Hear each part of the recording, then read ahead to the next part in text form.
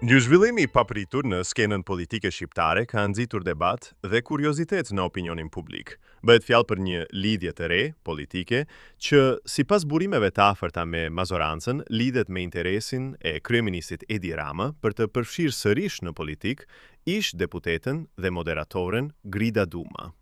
Edhe pse Grida Duma ka qëndruar larg politikës pas dorëheqjes së saj nga Partia Demokratike, duket se figurën e saj e ka ndjekur vlerësimi i lartë për aftësitë e saj intelektuale dhe komunikative.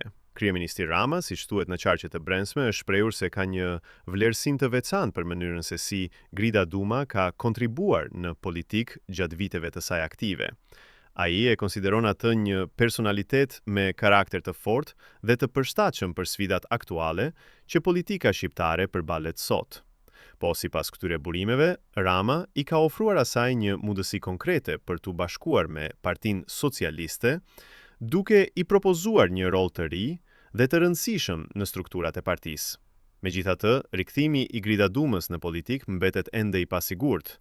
Ajo aktualisht është aktive në media si moderatore, ku ka fituar një audiencë të konsiderueshme fal prezencës së saj në ekran dhe mënyrës së artikulimit publik. Deri tani, nuk ka një reagim zyrtar nga ana e saj mbi ofertën e mundshme të kryeministrit dhe mbetet për t'u parë nëse do të vendosë të rikthehet në arenën politike apo të vazhdojë rrugtimin e saj në fushën e medias dhe analizës.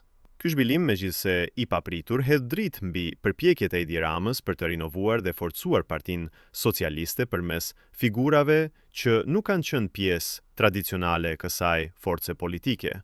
Nëse një rikthim i tillë do të ndodhë, ai padyshim do të përbëjë një ndryshim të rëndësishëm në konfigurimin e skenës politike shqiptare, duke sjellë në vëmendje konceptin e hapjes ndaj individëve me kontribut dhe eksperiencë.